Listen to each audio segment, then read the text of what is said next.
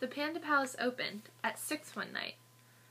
All the tables were ready. The room was just right. As the diners arrived, they were graciously greeted.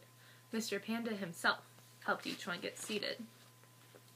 An elephant came first, with a trunk that was gray. He'd been out on the road, selling peanuts all day. "I'm enormously hungry. My bag weighs a ton. I would like to sit down. Have you a table for one?" The lions came next. They were dropped off outside. "Welcome, your highnesses. How was your ride?" "Traffic was awful. The bumps were bad, too. We're so glad to be here. Is there a table for two?"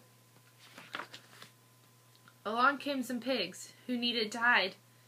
"Quick, Mr. Panda, let us inside. There's a wolf on our trail. We must lose him, you see. We'll stay here for dinner. Have you a table for three?" A proud group of peacocks, with feathers fanned wide, was a most splendid sight for the others inside. With heads held up high, they walked through the door.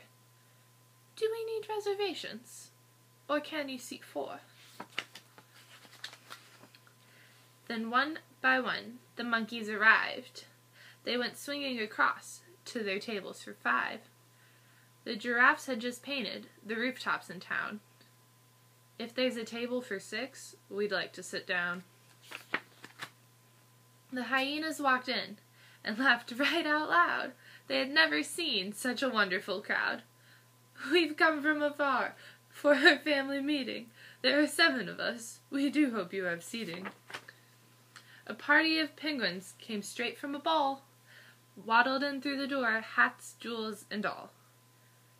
"This is just the right place for our elegant date. Please, Mr. Panda, is there a table for 8? The Honey Bear All-Stars, with gloves, balls, and hats, had played a great game with the tiger-striped cats. "We hit 3 home runs, and we're feeling just fine. Now it's time for a party. Is there room for 9? Here a chick, there a chick. Where's Mother Hen? Oh, here she comes now, to her table for 10. The restaurant was humming, the waiters moved fast. Feeding 55 diners was no easy task. Then, through all the noise, came a knock at the door. A tiny mouse asked, "Is there room for one more?"